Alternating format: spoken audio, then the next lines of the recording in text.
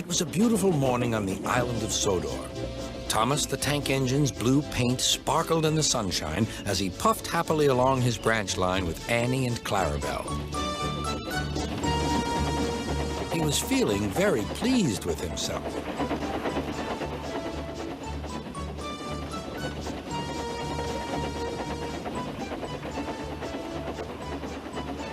"Hello, Thomas," whistled Percy. "You look splendid."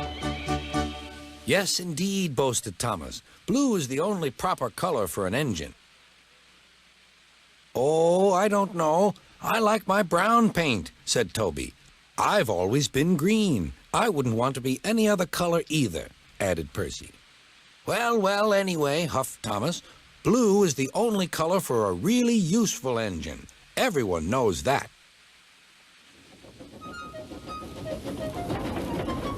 Percy said no more. He just grinned at Toby.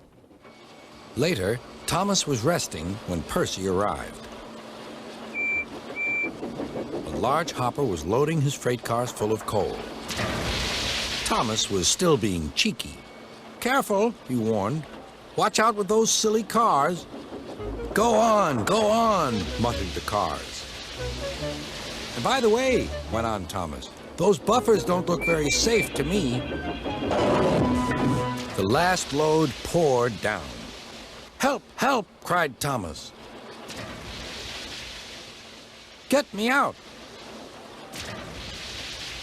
Percy was worried, but he couldn't help laughing. Thomas's smart blue paint was covered in coal dust from smokebox to bunker.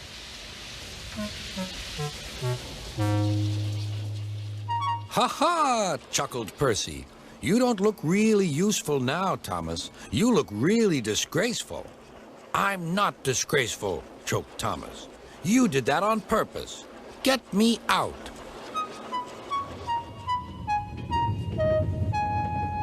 It took so long to clean Thomas that he wasn't in time for his next train. Toby had to take Annie and Clarabelle. "Poor Thomas," whispered Annie to Clarabelle. They were most upset.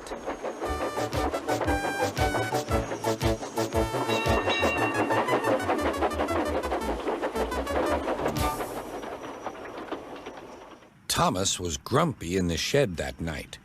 Toby thought it a great joke, but Percy was cross with Thomas for thinking he had made his paint dirty on purpose. Fancy a really useful blue engine like Thomas becoming a disgrace to Sir Topham Hatt's railway. Next day, Thomas was feeling more cheerful as he watched Percy bring his cars from the junction. The cars were heavy and Percy was tired.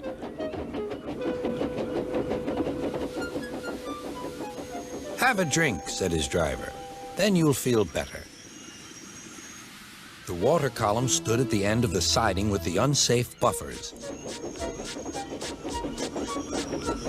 Suddenly, Percy found that he couldn't stop. The buffers didn't stop him either. "Oh!" wailed Percy. "Help!" The buffers were broken, and Percy was wheel-deep in coal. It was time for Thomas to leave. He had seen everything. "Now Percy has learned his lesson, too," he chuckled to himself.